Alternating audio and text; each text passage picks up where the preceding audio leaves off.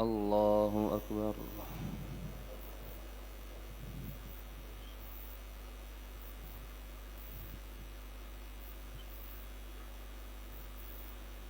الحمد لله رب العالمين الرحمن الرحيم مالك يوم الدين إياك نعبد وإياك نستعين اهدنا الصراط المستقيم صراط الذين أنعمت عليهم غير المغضوب عليهم ولا الضالين.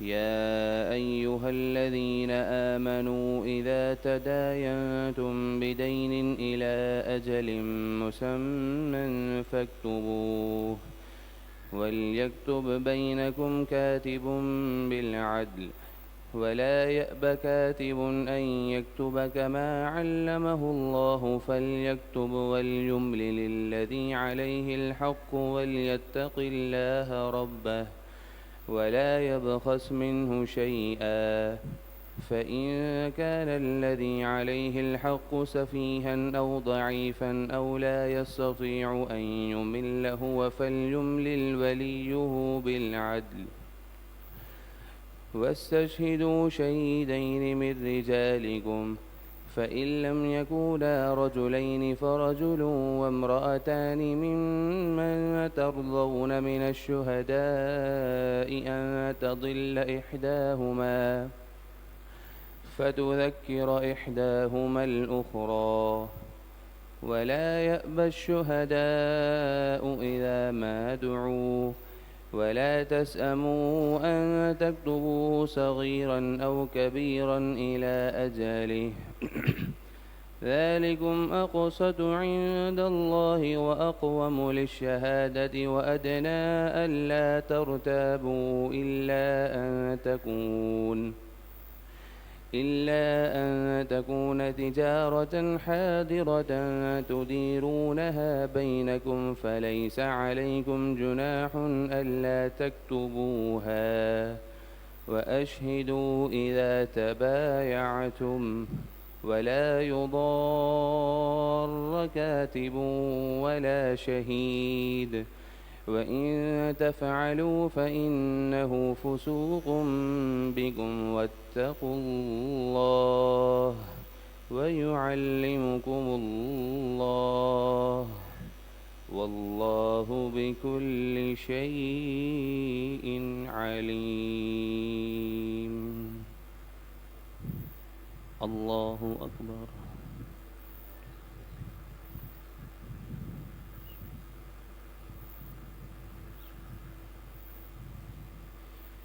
سمع الله لمن حمده. الله أكبر.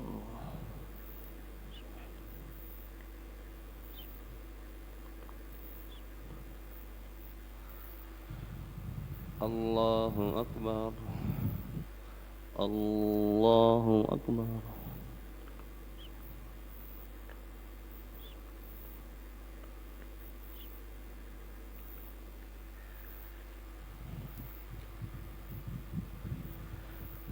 الله أكبر.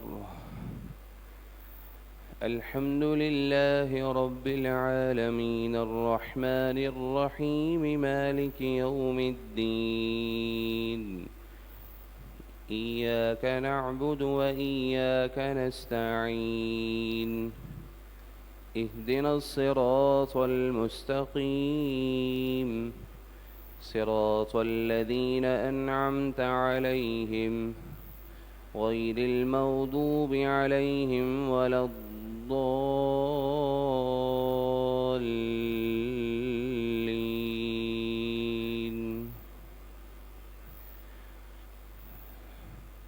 وإن كنتم على سفر ولم تجدوا كاتبا فرهان مقبوضة فإن أمن بعضكم بعضا فليؤد الذي اؤتمن أمانته وليتق الله ربه ولا تكتموا الشهادة ومن يكتمها فإنه آثم قلبه والله بما تعملون عليم.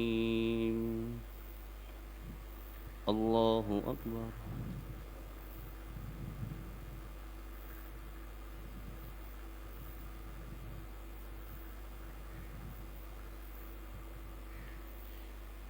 سمع الله لمن حمده.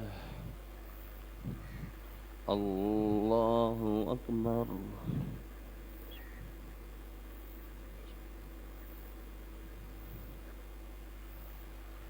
الله أكبر. الله أكبر.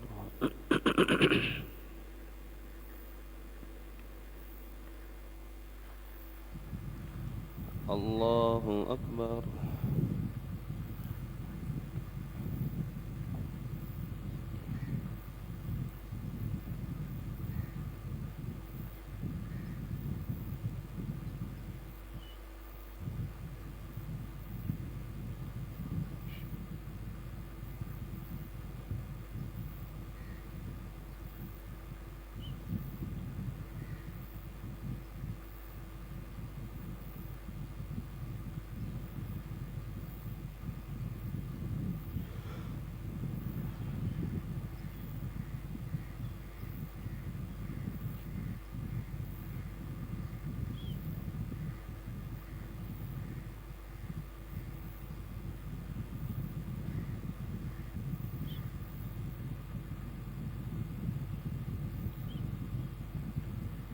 السلام عليكم ورحمة الله. السلام عليكم ورحمة الله.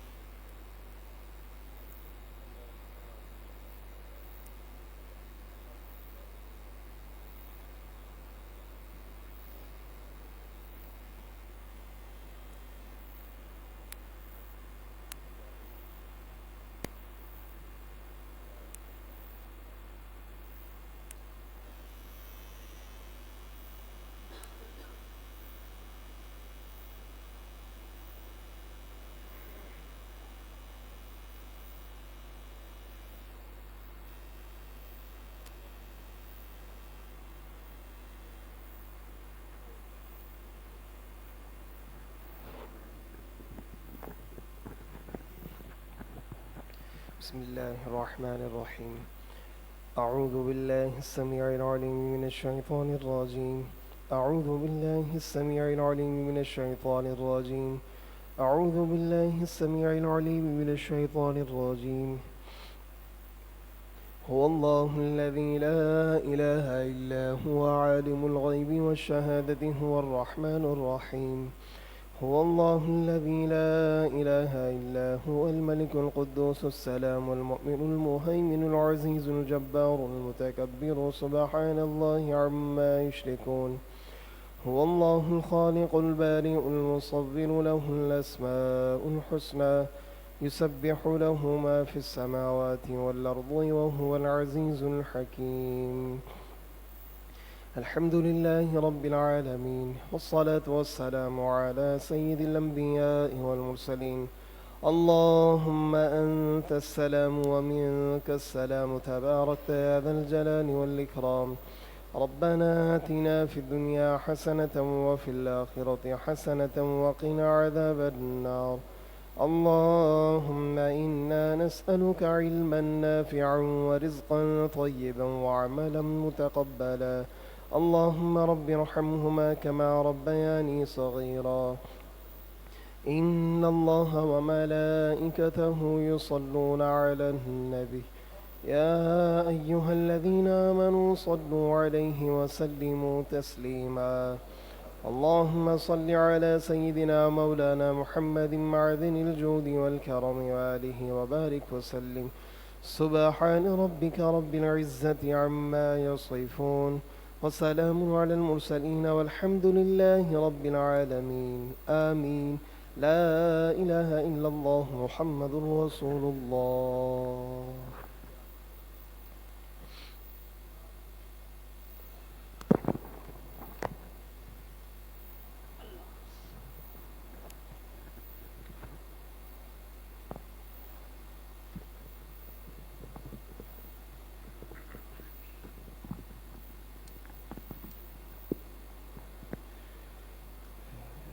نحمده ونصلي ونسلم على رسوله الكريم.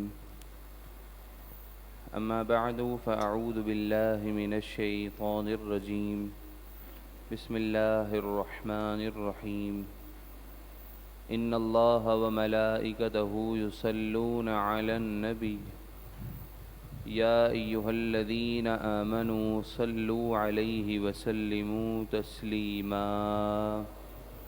اللهم صل على سيدنا ومولانا محمد معدن الجود والکرم وآلہ وصحبہ وبارک وسلم. ایک مرتبہ پھر بآواز بلند ذوق اور شوق اور محبت کے ساتھ درود و سلام کا نذرانہ پیش کیجیے. اللہم صل علی سیدنا ومولانا محمد معدن الجود والکرم وآلہ واصحابہ وبارک وسلم. صلاة و سلاما علیک یا سیدی یا رسول اللہ صلی اللہ علیہ وآلہ وسلم.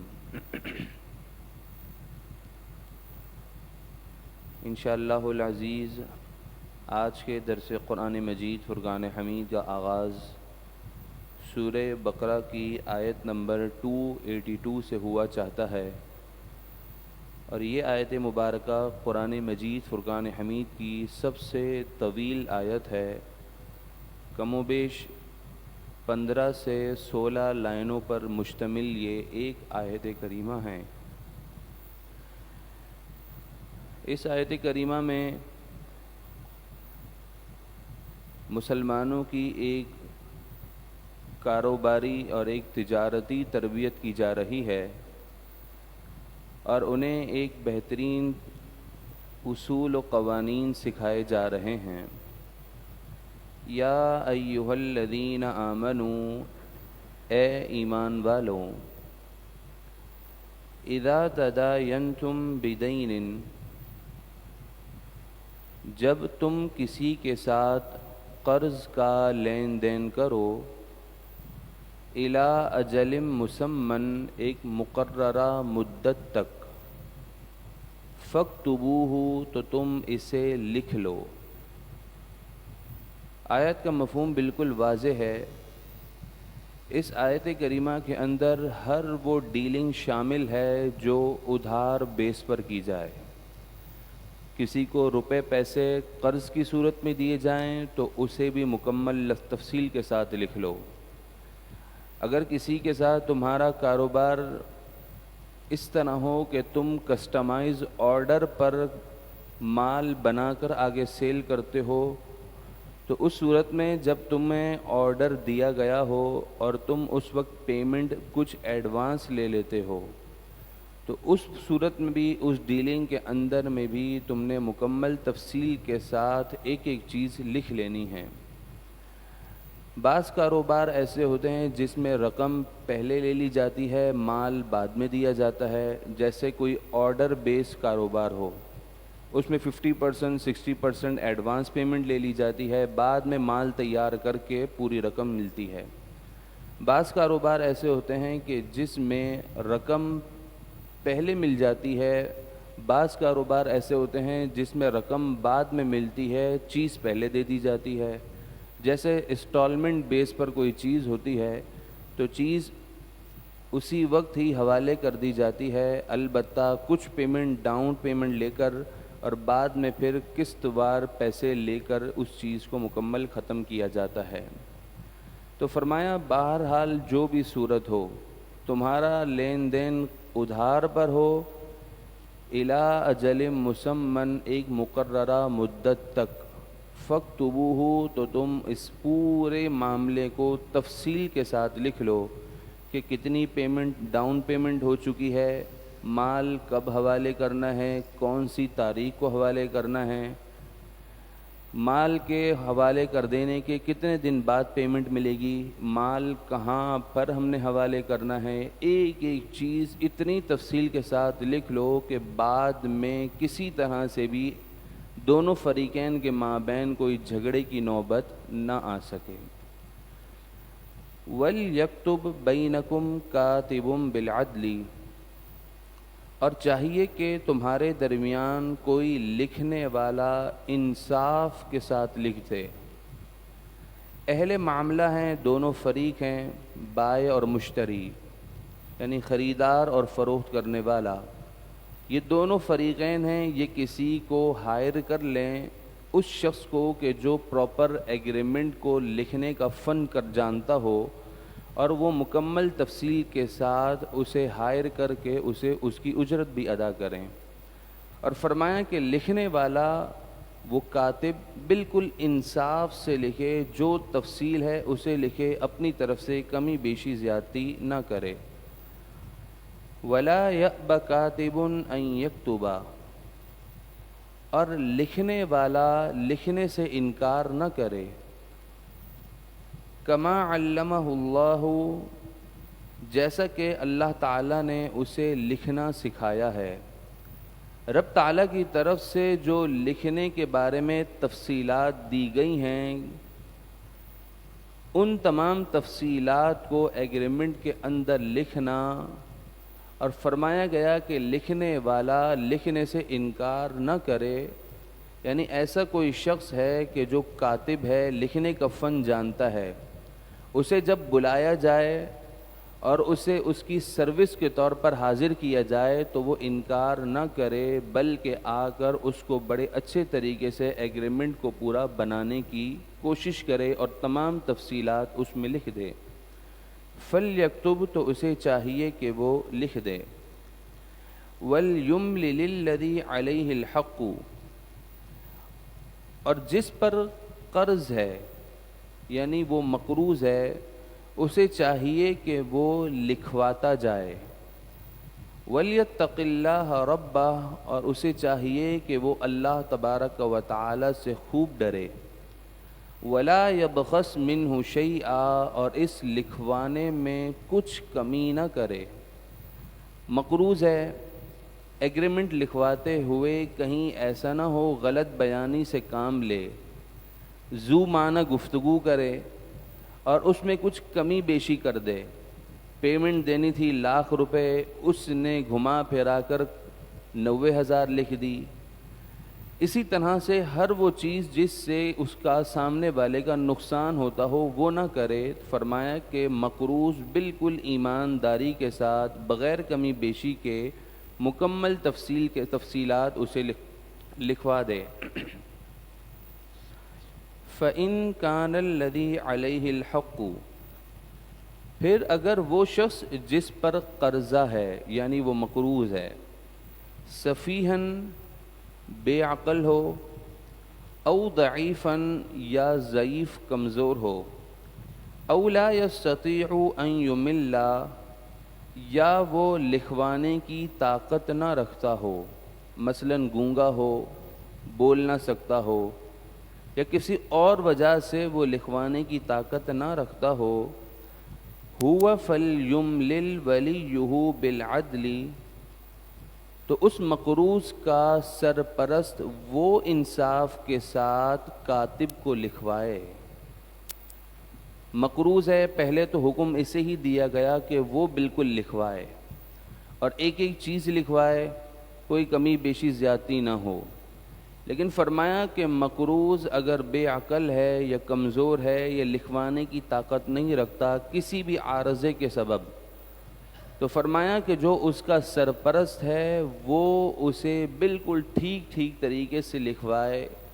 جو حکم اس مقروض پر لاگو تھے لکھوانے کے وقت، وہی حکم اب اس کے سرپرست پر لاگو ہیں لکھوانے کے وقت۔ وَاسْتَشْهِدُوا شَهِيدَيْنِ مِن رِجَالِكُمْ، آگے اہل معاملہ کے مابین جو ایگریمنٹ کاتب لکھ رہا ہے، اس ایگریمنٹ کو مزید پختہ کرنے کے لیے کہ بعد از مقررہ مدت کے ان کے مابین کوئی لڑائی جھگڑا نہ ہو جائے، اور لڑائی جھگڑا کاروباری ہو تو پھر وہ ایک حد تک نہیں رہتا، بہت حدود کو کراس کر جاتا ہے۔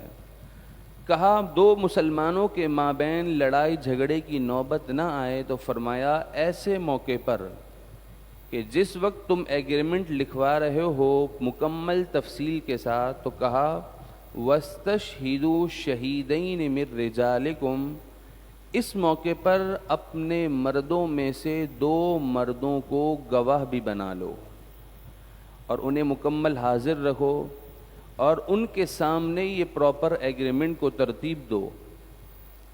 گواہ کیسے ہونے چاہیے؟ اس کے لیے 3 شرطیں ہیں۔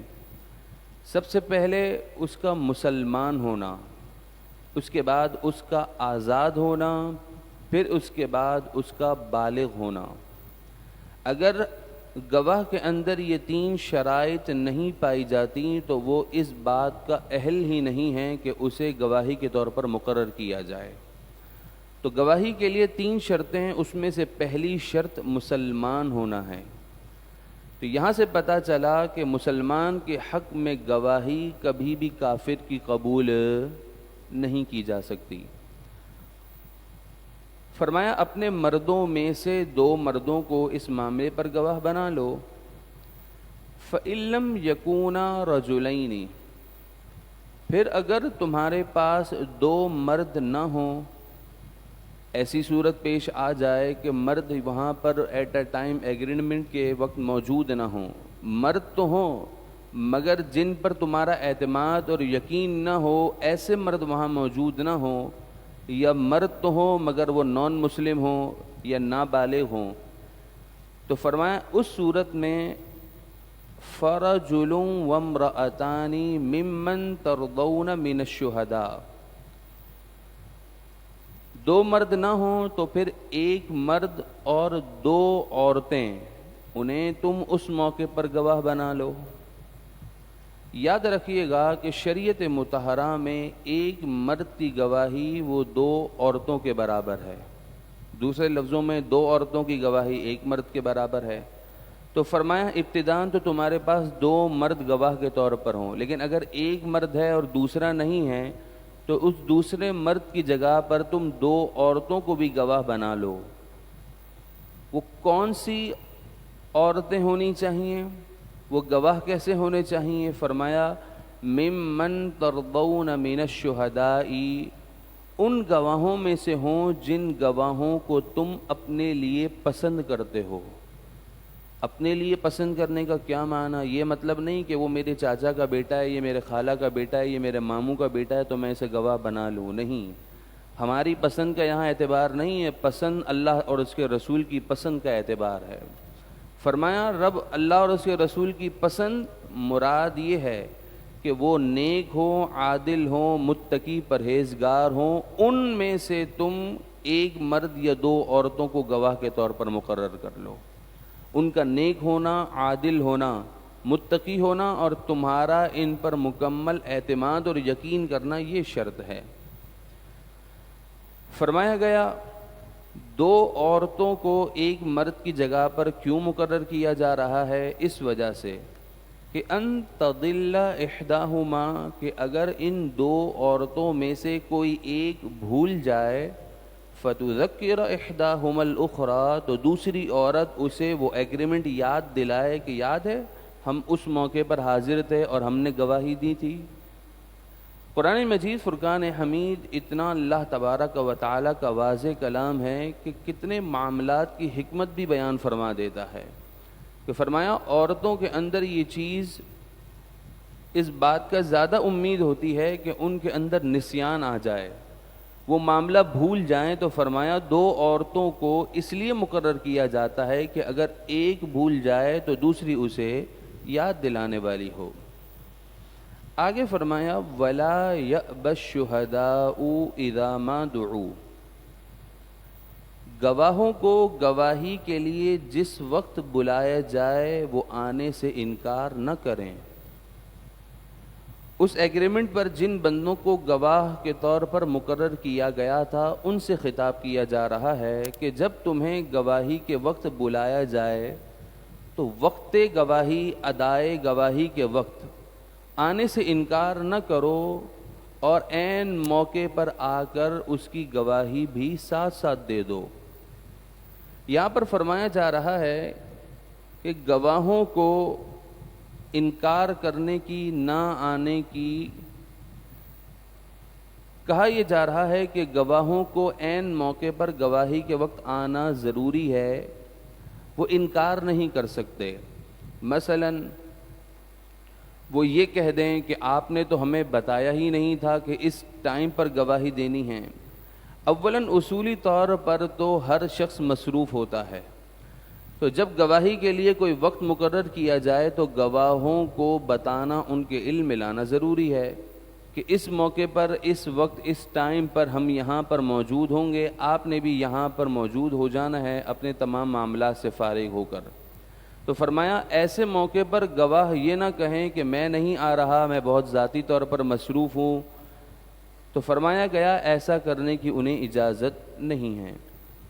وَلَا تَسْأَمُوا أَن تَكْتُبُوهُ صَغِيرًا أَوْ كَبِيرًا إِلَىٰ أَجَلِهِ، یہاں پر ایک مسلمانوں کی ایک بہترین تربیت کی جا رہی ہے، جو کہ آج بعض اوقات کاروبار کے اندر اس سستی کا اظہار اور مظاہرہ کرنے پر بعد میں لڑائی جھگڑے کے امکان بہت بڑھ جاتے ہیں۔ کیا ہوگا یار، یہ تو کوئی 10-20 روپے کی بات ہے، 10-20 روپے، لاکھ 2 لاکھ کی بس ادھار کی بات ہے، تم دے دینا، کوئی مسئلہ نہیں ہے، لکھنے کی کوئی حاجت نہیں ہے، تم تو اپنے ہی ہو۔ جتنے بھی اپنے ہو، اللہ تبارک و تعالی اور اس کے رسول علیہ الصلاۃ والسلام کا حکم ہے، چاہے ہمارا اپنا رشتہ دار ہی کیوں نہ ہو، بہت قریبی ہی کیوں نہ ہو، فرمایا اے مسلمانوں، ادھار کا کاروبار ہو، ادھاری لین دین ہو، صغیراً، بہت چھوٹی معمولی رقم کا ہی کیوں نہ ہو، او کبیراً، یا بہت بڑی رقم کا ہی کیوں نہ ہو، بہر صورت، دونوں صورتوں میں ولا تسأموا، لکھنے میں سستی مت کرو۔ جس کے ساتھ بھی تمہارا کہیں بھی لین دین ہو رہا ہے فوراً اسے ریٹن فارم میں لے آؤ، تحریری شکل میں لے آؤ، کہ اس کا سب سے بڑا فائدہ ہی یہی ہوتا ہے کہ وقت مقررہ پر تحریری شکل میں جب تمام چیزیں موجود ہوتی ہیں تو جیسی ڈیلنگ ہوئی تھی ویسا ہی انجام اس کا اچھے طریقے سے ملتا ہے۔ تو فرمایا وَلَا تَسْأَمُوا أَن تَكْتُبُوهُ صَغِيرًا أَوْ كَبِيرًا إِلَىٰ أَجَلِهِ، اور تم لکھنے میں سستی نہ کرو، چاہے وہ معاملہ قرض بڑا ہو یا چھوٹا ہو، ایک مقررہ مدت تک۔ آگے فرمایا ذَلِكُمْ أَقْسَطُ عِندَ اللَّهِ، یہ اللہ تبارک و تعالیٰ کے نزدیک زیادہ انصاف کی بات ہے۔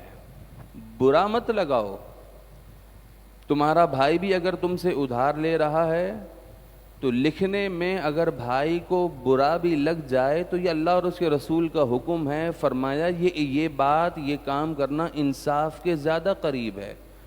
انسان ہے، بھول جانے کی عادت ہو جاتی ہے، بیماری لگ جاتی ہے، تو ایسا نہ ہو کہ وقت مقررہ کسی ایک گروہ کی، کسی ایک فریق کی حق تلفی ہو جائے۔ تو فرمایا لکھ لو، کیونکہ یہ بات اللہ کے یہاں بھی انصاف کے زیادہ قریب ہے۔ وَأَقْوَمُ لِلشَّهَادَةِ، اور اس میں گواہی بھی خوب ٹھیک رہے گی۔ جب ہر چیز تحریری شکل میں ہوگی تو معاملات میں گڑبڑ نہ ہوگی۔ وَأَدْنَىٰ أَلَّا تَرْتَابُوا، اور یہ لکھ لینا اس بات کے زیادہ قریب ہے کہ إِلَّا أَن تَكُونَ تِجَارَةً حَاضِرَةً تُدِيرُونَهَا، کہ تم بعد میں شک میں نہ پڑو۔ وَأَدْنَىٰ أَلَّا تَرْتَابُوا، عین موقع پر لکھ لینا، تحریری شکل میں تمام معاملات کو لے آنا، یہ اس بات کے زیادہ قریب ہے کہ بعد میں تم شکوک و شبہات میں نہ پڑ جاؤ کہ کتنی پیمنٹ دینی تھی، کتنی لے لی ہے، مال کیسا دینا تھا، کب دینا تھا، کس جگہ دینا تھا۔ تو کہا یہ ساری چیزیں بعد میں یاد آئیں، وہاں پر بعد میں جا کر لڑائی جھگڑے کا امکانات ہو جائیں، ان تمام چیزوں کا سد باب کرنے کے لیے فرمایا ایٹ اے ٹائم ایگریمنٹ کر لو، چاہے اس میں کسی کو برا ہی کیوں نہ لگتا ہو۔ اللہ تعالیٰ کے نزدیک یہ چیز انصاف سے زیادہ قریب ہے۔ ہاں فرمایا الا ان تکون تجارۃ حاضرۃ تدیرونہا بینکم، ہاں مگر یہ کہ تجارت یعنی تمہارا کاروبار کیسا ہو، حاضرتاً ایٹ اے ٹائم تمہارا کاروبار ہو، مراد کیش ڈیلنگ ہو، تدیرونہا جو تمہارے درمیان میں ہوتی ہے۔ اگر تم اپنے مال کو نقد کے طور پر فروخت کرتے ہو اور گاہک تمہیں نقدی رقم فوراً ادا کر دیتا ہے، کیش ڈیلنگ ہے، تو فرمایا فَلَيْسَ عَلَيْكُمْ جُنَاحٌ أَلَّا تَكْتُبُوهَا، تو اب پوری تفصیلات کے ساتھ اسے لکھنے کی کوئی حاجت نہیں ہے، نہ لکھو تو تم گناہگار نہ کہلاؤ گے، کیونکہ معاملہ لینے دینے کے بعد وہیں ختم ہو چکا ہے۔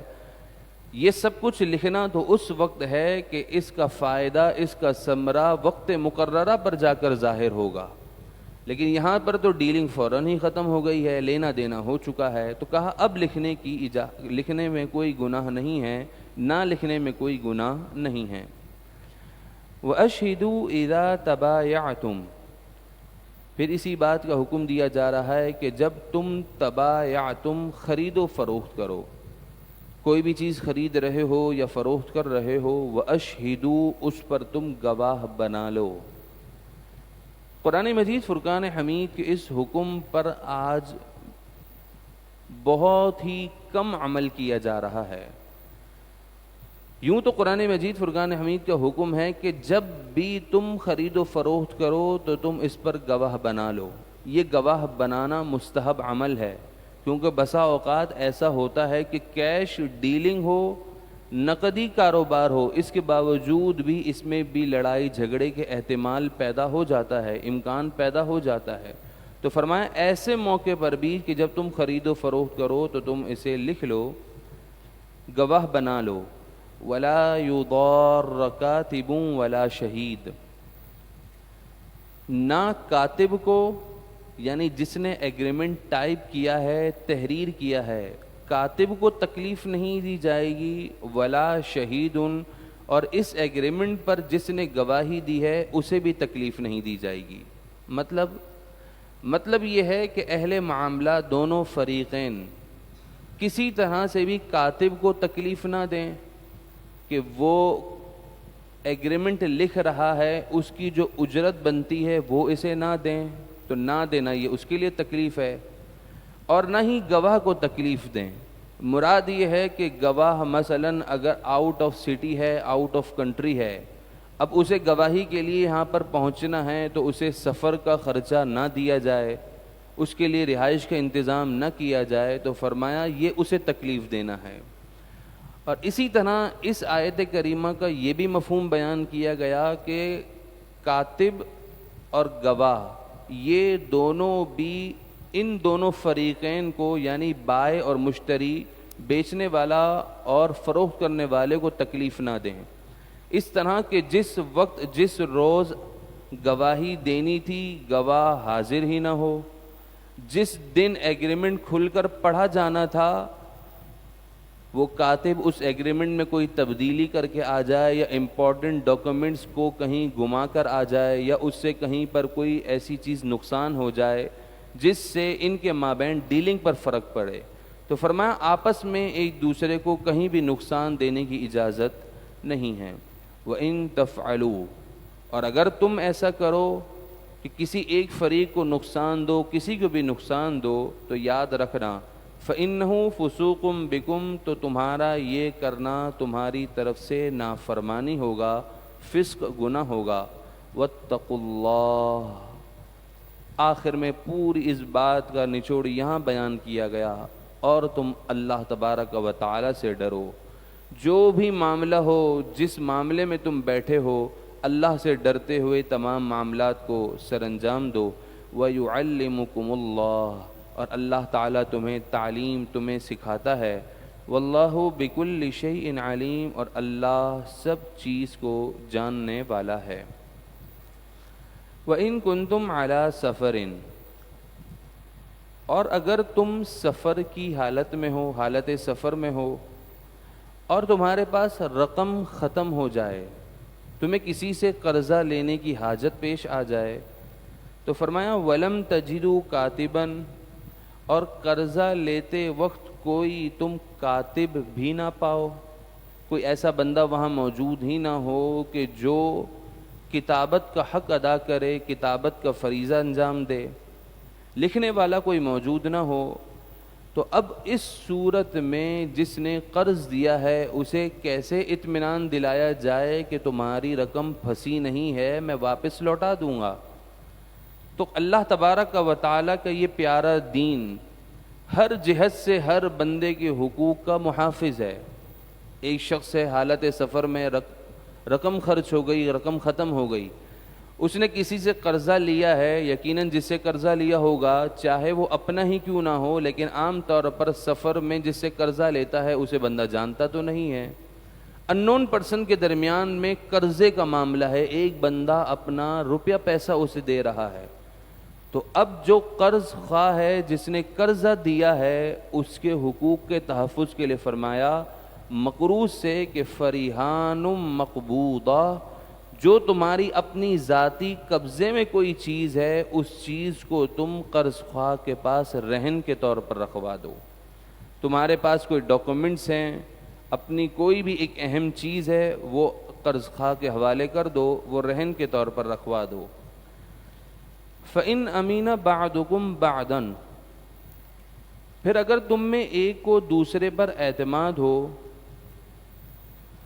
اور کوئی چیز بدلے میں نہ رکھی ہو تو فَلْيُؤَدِّ الَّذِي اؤْتُمِنَ أَمَانَتَهُ، یہ قرض خواہ کا احسان ہے کہ قرضہ بھی دے دیا، گروی بھی نہیں رکھی، کیونکہ تمہارے پاس کوئی چیز نہیں ہے، یا چیز تو ہے لیکن تمہارے درمیان میں اعتماد کی فضا بہت مضبوط ہے، تو فرمایا اب فوراً فَلْيُؤَدِّ الَّذِي اؤْتُمِنَ أَمَانَتَهُ، تو جس پر اعتماد کیا گیا یعنی مقروض، اسے چاہیے کہ وہ اپنا قرض ادا کر دے، جب اس کے پاس رقم آ جائے تو وہ فوراً اپنے قرض خواہ کو رقم لوٹا دے۔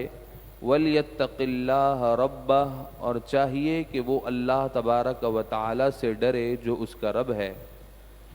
وَلَا تَكْتُمُوا الشَّهَادَةَ، اور اے گواہوں تم اپنی گواہی کو مت چھپاؤ، گواہی چھپانے کی اجازت نہیں ہے۔ حضرت عبداللہ ابن عباس رضی اللہ تعالی عنہما سے مروی ہے، آپ فرماتے ہیں کبیرہ گناہوں میں سب سے بڑا کبیرہ گناہ یہ ہے کہ اللہ کے ساتھ کسی کو شریک کرنا، جھوٹی گواہی دینا، اور یا گواہی کو چھپا لینا، کہ جب گواہ کو عین موقع پر گواہی کے لیے بلایا جائے وہ حاضر ہی نہ ہو یا گواہی کو چھپا لے، تو فرمایا وَلَا تَكْتُمُوا الشَّهَادَةَ، گواہی کو مت چھپاؤ۔ وَمَن يَكْتُمْهَا، جس نے گواہی کو چھپا لیا، جو گواہی کو چھپائے گا، فَإِنَّهُ آثِمٌ قَلْبُهُ، تو بے شک اس کا دل گنہگار ہے۔ یعنی اس کا دل مردہ ہو چکا ہے، وہ اللہ تبارک و تعالیٰ کی طرف سے خاص برکتوں سے اس کا دل محروم ہو چکا ہے۔ واللہ بما تعملون علیم، اور اللہ تمہارے سب کاموں کو جاننے والا ہے۔ بحمد اللہ تعالیٰ آج کے ہم نے رکوع میں جس چیز کو سماعت کیا ہے، تمام بھائی یہ نیت کریں کہ اب انشاءاللہ تعالیٰ جیسا بھی معاملہ ہو، چھوٹا سودا ہو یا بڑا سودا ہو، ادھار کا کہیں بھی معاملہ ہو، قرضے کی کہیں بھی کوئی صورت پیدا ہوتی ہو، تو وہاں پر اسے پراپر ایگریمنٹ کے ساتھ، گواہوں کے ساتھ لکھ لیں گے انشاءاللہ۔ قرآن مجید فرقان حمید اور نبی پاک علیہ الصلاۃ والسلام کی تعلیمات میں بے شمار حکمتیں ہیں۔ سب سے بڑی حکمت اس کے لکھنے کی یہی سمجھ آتی ہے کہ بعد میں لڑائی جھگڑا نہ ہو۔ اللہ تعالی ہم سب کو قرآن مجید فرقان حمید کے تمام تعلیمات پر عمل پیرا ہونے کی توفیق عطا فرمائیں۔ الحمدللہ رب العالمین والصلاة والسلام علی اشرف الانبیاء والمرسلین۔ اے مالک و مولا، اے پروردگار، ہم تمام کی حاضری کو اپنی بارگاہ میں قبول اور منظور فرما۔ اے مالک و مولا، ہمارے صغیرہ کبیرہ گناہوں کو معاف فرما۔ اے مالک و مولا، اپنے فضل و کرم سے ہماری سیئات، ہماری خطاؤں کو، ہماری لغزشوں کو نیکیوں سے تبدیل فرما۔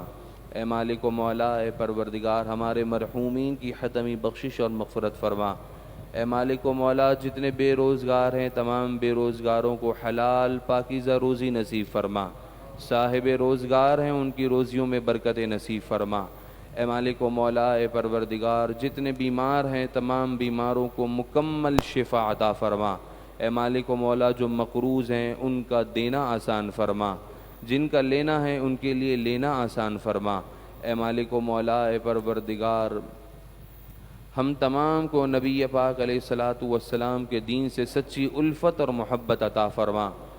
قرآن مجید فرقان حمید کے نور کو سمجھنے کے لیے دن کا آغاز نور قرآن مجید فرقان حمید کے نور سے کرتے ہیں۔ مالک و مولا، اس کے صدقے ہماری پوری زندگی کو نور علی نور فرما، ہماری زندگیوں کو پر نور فرما، ہماری قبر و حشر کی زندگی کو پر نور فرما۔ اے مالک و مولا، اے پروردگار، فلسطین کے مظلوم مسلمانوں کی غیب سے مدد فرما۔ اے مالک و مولا، عالم اسلام میں جہاد کی حرکت پیدا فرما۔ ہمیں اپنے مسلمان بھائیوں کا ہر وقت ہر لحاظ سے ساتھ دینے کی توفیق عطا فرما۔ اے مالک و مولا، اے پروردگار، ہم تمام کو نبی پاک علیہ السلام کے دین کے ساتھ کھڑے رہنے کی سعادت عطا فرما۔ اے مالک، ہماری دعاؤں، آرزوؤں، التجاؤں کو اپنی پاک بارگاہ میں قبول اور منظور فرما۔ وصلی اللہ تعالی علی خیر خلقہ محمد وعلی آلہ واصحابہ اجمعین برحمتک یا ارحم الراحمین۔